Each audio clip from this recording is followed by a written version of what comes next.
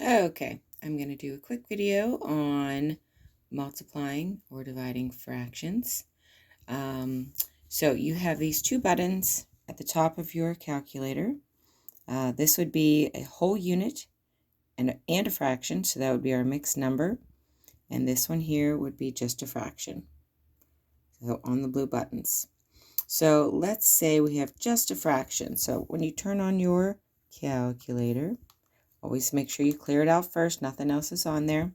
So let's say we have a fraction of 1/3 divided by 1/6. So you're going to put in your fraction button. Notice you have two boxes there. And we're going to put in 1 to go into the top box. Now we want to get down to the second box. So we're going to use our down arrow. And we're then going to put in our 2. So we now have 1/2, 1/2. We want to now put in our division or multiplication symbol. So you're going to arrow over so you can get out of the fraction portion. Now we can hit our division, or if you have a multiplication problem, now you can hit divide. And then we're going to do our next fraction part. So I think it was 1/2, we'll say divided by 1/6. So now we can do 1, go down to the bottom, 1/6. Arrow over so we can hit equal. So don't forget to arrow over, and then you hit enter.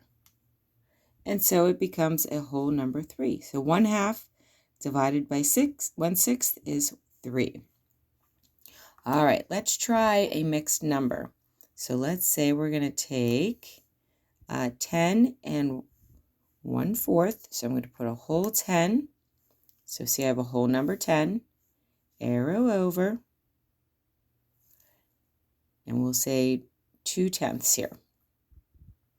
2/10.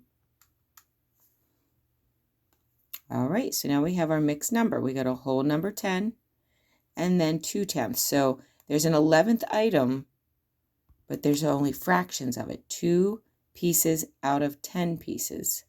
So 10 whole items, and then on the 11th item, it's a fraction. Now we're going to divide by, so divide by, we want another fraction. We'll just cut it in half. So 1/2. Now we want to arrow away so we can have a complete statement. So 10 and 2/10 divided by 1/2. Now we can hit enter. Okay, so here's one thing important I wanted to show you. When it has this arrow to arrow down, that means the fraction part can be simplified or reduced.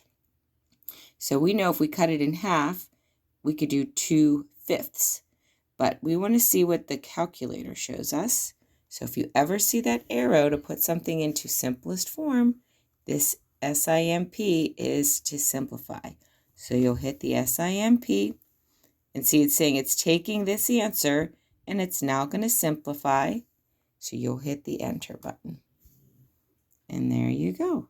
And it even says it used the factor of 2. To break down the 4/10, it's now 2/5. So 20 and 2/5. All right, so there you go.